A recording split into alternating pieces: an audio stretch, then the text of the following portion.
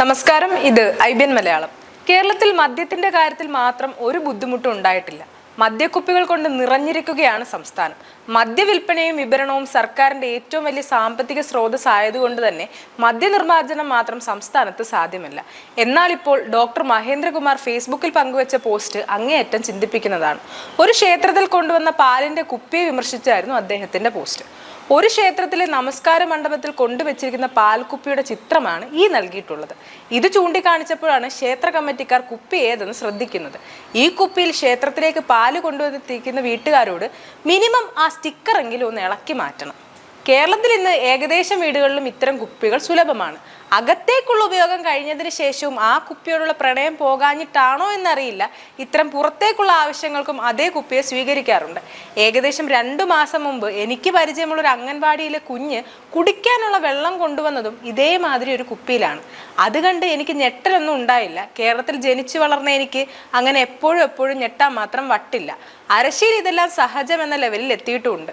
ദ്രവ്യശുദ്ധിയെ പറ്റി ആചാര്യന്മാർ വാദോരാതെ പ്രസംഗിക്കാറുണ്ട്. പ്രസംഗിക്കുക മാത്രമല്ല, അവർ അപ്രകാരം തന്നെ പ്രവർത്തിക്കുകയും ചെയ്യുന്നുണ്ട്. പൂജയ്ക്കിടെ ദേഹം ചൊറിയുകയോ പൂജ ആവശ്യത്തിനായിട്ട് ഏതെങ്കിലും വസ്തു കീറുകയോ എന്തിന് ദേവന് നിവേദിച്ചു മാറ്റിവ തൊട്ടാൽ പോലും ഇടത് കിണ്ടിയിലെ വെള്ളം കൊണ്ട് കൈ കഴുകും. അത്രമാത്രം പ്രാധാന്യമാണ് ക്ഷേത്രത്തിലെ തന്ത്രത്തിൽ ശുദ്ധിക്കുള്ളത്.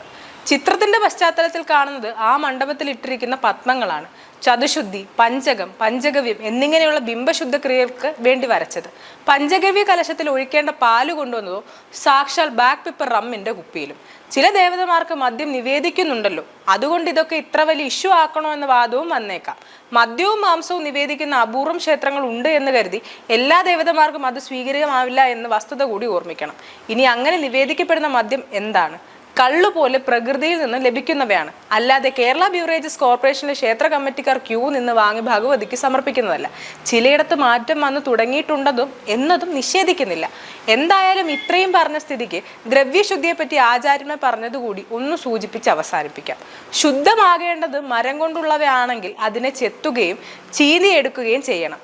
മൺപാത്രങ്ങൾ തീയിലിട്ട് വെക്കണം. തിളക്കമുള്ള ഓട് മുതലായ പാത്രങ്ങൾ ചാരം കൊണ്ട് തേച്ച് കഴുകണം. നൂലുകൊണ്ടുണ്ടാക്കിയവയെല്ലാം വെള്ളത്തിൽ മുക്കണം. നെയ്യ് പവിത്രം കൊണ്ട് അരിച്ച് ദർഭപ്പുല്ല് കത്തിച്ചിടണം. ചെമ്പുപാത്രം പുളി തേച്ച് കഴുകണം.